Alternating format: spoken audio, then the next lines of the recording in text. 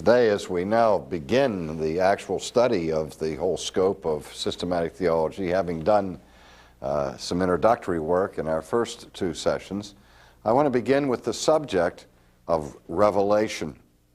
Because, as I've said, Christianity is not based upon someone's speculative philosophy, but it stands or falls as a revealed faith. And the fundamental assertion of the Christian faith is that the truth that we embrace as Christians is truth that has come to us from God Himself. God who is hidden from our vision. We can't see Him with our eyes. Nevertheless, He has removed the veil that hides Himself from us by means of revelation. A revelation is a making plain or clear or unfolding of that which is hidden. Now, in the study of theology, we make some distinctions about revelation, about different kinds of revelation, and one of the most important distinctions we make is the distinction between what is called general revelation and what is called special revelation. Now, today I want to concentrate on the first one of these. But the Scriptures tell us that God is the fountainhead or the source of all truth. And if you can think of this in terms of an analogy or a metaphor of the headwaters or the source of a river that maybe is a small spring, and yet out of that spring flows a mighty river. Now, the idea here is, with God's being the source, the spring, or the what they call in the foreign language, the Ursprung, the original spring of all truth, the idea that comes from that is that not only is religious truth dependent upon God's work of revelation, but that all truth is dependent upon divine revelation. Now, that may seem as an astonishing idea to you, but it was an idea that was taught very strongly, for example, by St. Augustine, and then later by St. Thomas Aquinas. And the idea was this, that we as creatures couldn't know anything about anything unless God made knowledge itself possible for us. And the illustration that St. Augustine used was this. He said, here we are equipped with eyes and a brain and optic nerves and all of the physical equipment that is necessary for vision, for seeing. And we go to the eye doctor and he examines us and says, you're not blind. In fact, you have 20/20 vision. But if we are placed in a room where there are all sorts of beautiful objects, and we have 20/20 vision, an acute visual perceptive ability, and you turn out the lights, and the room is immersed into total darkness, how much of the beauty will you see of those things that are in the room? You won't see anything. Because in and of ourselves, though we have the necessary equipment to see things out there, unless those things are set in the light, even our most acute senses are inadequate to perceive them. And Augustine said, just as you need light physically to be able to see anything in this world, so the light of divine revelation is necessary for us to know any truth whatsoever. So for Augustine, and Aquinas then quoted Augustine verbatim on this very point, saying that all truth and all knowledge in the final analysis rests upon God as the source of truth and as the one who makes it possible for us to know anything at all. So at this point, when we say that we trust in revelation for the content of our religious faith, and somebody who coming from the physical sciences makes fun of that and say, well, you people appeal to some kind of supernatural revelation. where we don't need that. We just go to our laboratories and we discern truth empirically. What we would say to them is that you can't learn anything in a test tube, were it not for the Creator's revealing to you and giving you the capacity to learn what you learn through a study of nature. Now, this brings us to these two sources of revelation, or two kinds of revelation. When we talk about general revelation, this refers to that unveiling that God gives of himself that is general in two ways. The term general has two directions to it. First of all, it's called general revelation because it is knowledge that is given to everybody. Everybody in the world has an availability of divine revelation. God does not simply reveal himself to specific individuals or mystics or isolated spiritual people, but his self-revelation goes to every human being, to the whole world. The whole world is his audience. The Bible says, for example, the heavens declare the glory of God, and the firmament shows forth his handiwork. So anyone who has eyes and can see walks in that theater and is a spectator of the glory of God that is manifested through the stars and the moon and the sun and all of nature, which is a grand theater. You say, but what if you're blind? That knowledge doesn't proceed to everybody. Well, also the Bible speaks about God's knowledge that he plants in your souls, that he gives you a conscience, and by nature he reveals inwardly to you, he gives you a sense of right and wrong, which comes from him. So even if you're blind and can't see the physical universe, you still have that interior knowledge of God that he has planted within your soul. And I'll talk a little bit more about that later. But for now, let's just say this, that the word general means that everyone is in the audience. Every human being is exposed to God's revelation, the general revelation. Now again, we're not talking about the Bible here, because there are millions and millions of people who've never seen a Bible, never read a Bible, never heard anybody preach from the Bible. But they have lived in the theater of nature, where God manifests himself to people. Now the second reason why it's called general is that the content of general revelation is of a general sort. That is, it doesn't give us a detailed account of the atonement of Christ or of the resurrection of Christ. You can't study a sunset and see the heavens declaring for us God's plan of salvation. You have to go to the Bible for that. That has specific information that you can't gain from a study of nature. But it's not that nature reveals nothing about God, but the content is that God is, his eternal power and deity is made manifest through the created order. Now, we'll look at that in a little bit more detail in a few moments. But first, let's make another distinction. We understand now the difference between general and special revelation.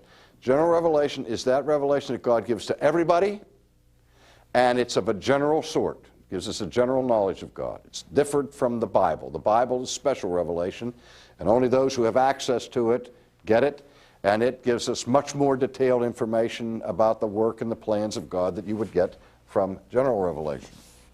Now, sometimes general revelation is called natural revelation, and this is where it gets a little bit confusing, and I have to ask you to be careful here. If we use the term natural revelation, what is usually meant in the lingo of theology, in the parlance of the discipline, is that the term natural revelation is a synonym for general revelation. Because general revelation is that revelation that God gives to us in and through nature. And so we can call it general revelation, or we can call it natural revelation. Is that easy? That's clear? Okay. Now here's where it gets tough, and here's where it gets confusing. There's another category that we're interested in here, and it's called natural theology. Now, sometimes people confuse the term natural revelation and the term natural theology. They do not refer to the same thing. I'm going to draw a picture up here on my little blackboard to try to display the difference between natural revelation and natural theology. And we'll take advantage of my vast artistic skill here at this point, where we're going to draw a picture of a human being. Isn't that clever? This is a person. We'll make him a happy person. We'll give him a smiley face, okay? Now, this person is down here in this world, and up here is God. And in between God and this person is the world, or the universe, what we'll call nature. Now, when we talk about general revelation, we're not simply saying that God gives us a planet called Earth and then says, okay, you go back and use the naked power of your reason to figure out who I am on the basis of this clue I left here of giving you a created world. Now, obviously, you can do that with a painting. You study a painting carefully, and you see the brush strokes, you see the kind of pigment that is used, you see the style that is in them, and you can do some detective work and come to the conclusion, wow, this painting must have been painted by Van Gogh or from Rembrandt or whoever, because you know something previously about Rembrandt or about these other painters. And it's not that God just paints the painting and then just allows you to be the detective. The idea of revelation is more than that. It is that this is a medium through which God actively reveals himself to this person.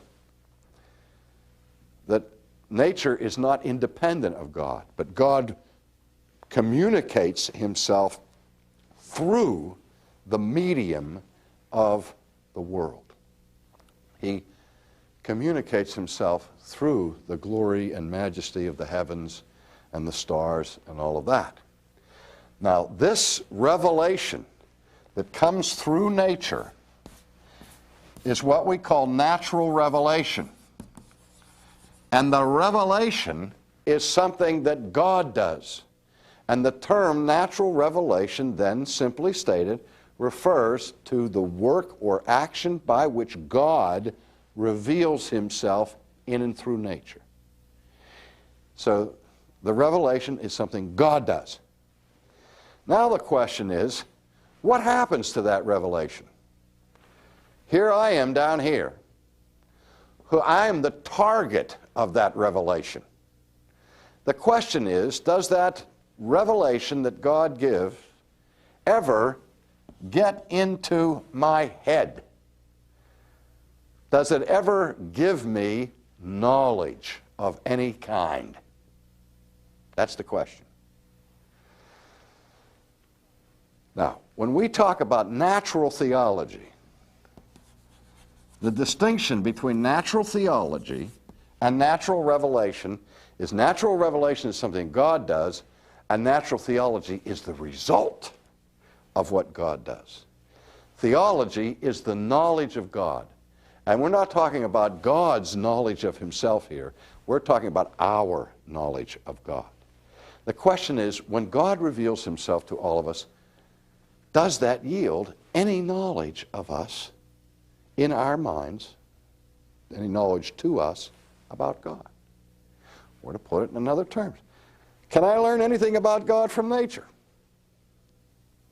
Now, there's a huge controversy about this that's been going on for quite some time now in the field of theology. There have been vigorous opponents to the idea of man's having any ability to know anything about God apart from salvation. Paul says in Corinthians that the natural man does not know God. And it would seem at that point that the apostle is precluding the possibility of anybody getting any knowledge of God by means of nature, unless the Holy Spirit illuminates him, opens his eyes, and so on. However, in Romans chapter 1, which is the classic location for the doctrine of general revelation and of natural theology, the apostle says something else. And we'll look at that in a minute, but the apostle there says that we do have a knowledge of God. Now, before I look at the text, I want to see if you feel the problem. In Romans 1, he says we do know God by nature. In Romans 2, he says we do, or in 1 Corinthians, he says we don't. Now remember, the atomist would come at that and say, well, Paul believed one thing when he wrote Romans, something different when he wrote Corinthians, changed his mind. Another person would look at that and say, well, here's a clear example of a contradiction in the Bible where the apostle says in Romans 1 that people know God by nature, and in 1 Corinthians they don't, so the Bible speaks the forked tongue. Well, not so fast. The verb to know in the Greek and in the Hebrew is used in more than one way. There is that knowledge that we would call cognitive knowledge, intellectual awareness of. And then there is that personal, intimate knowledge that is a different kind of knowledge. For example, when the Bible speaks of the Old Testament patriarchs, of Adam and of Abraham and so on, and when it talks about their bearing children, it'll say, Adam knew his wife and she conceived. Now what does that suggest? That Adam and Eve meet in the garden, and he says, Madam, I'm Adam, and as soon as they're acquainted, and he has an intellectual awareness of this woman, she's suddenly pregnant? Not at all. When the Bible uses the verb to know there, it's using that verb to describe the most intimate possible human relationship between a man and a woman. And when Paul is talking to the Corinthians, he's talking about a spiritual discernment of the things of God. And he is saying that in our fallen condition, we don't have that kind of spiritual knowledge of God. But that's a knowledge that goes beyond mere awareness, mere intellectual cognition. And if we look now at Romans 1, Paul says in Romans 1, he says in verse 18, for the wrath of God is revealed from heaven against all ungodliness and unrighteousness of men who suppress the truth in unrighteousness. Paul is concerned here to show why it's necessary for us to be saved. And he's bringing the whole world before the tribunal of God. And he's trying to demonstrate that everybody needs the gospel because everybody's judged guilty, not for rejecting Jesus, who they've never heard of in their lives in many cases, but for the universal rejection of God the Father, who has manifested himself plainly and clearly to every human being. And it is our nature as sinners to do what? To hold that truth in unrighteousness. Various translations here. To repress it, to hinder it, to suppress it, to stifle it. And so Paul's saying God is angry for what human beings do with his revelation. Well, let's go on. He goes on and says, because what may be known of God is manifest in them, for God has shown it to them. Now, he uses the word that in Latin is manifestum. In the Greek, it's phaneros. And the idea here is that God has not planted these esoteric clues under rocks and in caves and at the top of the Himalayas where you need some guru to explain to you that God exists. But that this revelation that he gives of himself is manifestum. It's clear. And he makes it clear, so you can't say if the student didn't learn, the teacher didn't teach. Because God teaches us about his own character clearly and plainly. To what avail? Verse 20, For since the creation of the world, his invisible attributes are clearly seen. Ooh, that sounds like a self-contradictory statement. How can somebody see what is invisible? The word invisible means can't be seen. And yet Paul here is saying that the invisible things of God are seen. And not only are they seen, but they're seen how? Clearly. Well, but not directly. We don't see the invisible God. What we see is what? The visible world that carries to us the revelation of God. Because God is revealing his unseen character through the things that can be seen. Listen to what Paul says.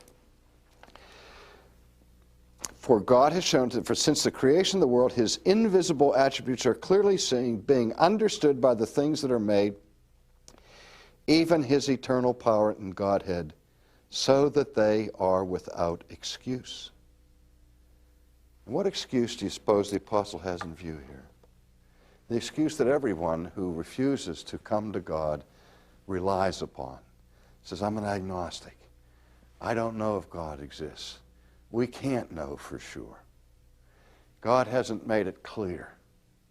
There's not a good case for the existence of God. And the sinner at the judgment is going to say, if I would have only known you were there, God, I would have been your most devout follower. That's the excuse that God takes away. That's what Paul is saying here. God has so clearly manifested himself through nature, and that revelation is clearly perceived, so that leaves man without an excuse. Now again, because, verse 21, although they knew God, they did not glorify him as God, nor were thankful, but became futile in their thoughts, and their foolish hearts were darkened. You see where Paul is saying here? He uses the participial form of the verb to know, and he says that they did know him. So in Romans 1, he says we know him in one sense. In 1 Corinthians, we don't know him in a different sense. But we know this much: his eternal power and deity is made clear to the whole world. And so there is not only a general revelation or a natural revelation, but there is also a natural theology. That natural theology gets all distorted and defective and all the rest, but it does not erase the knowledge of God that God gives to us through nature.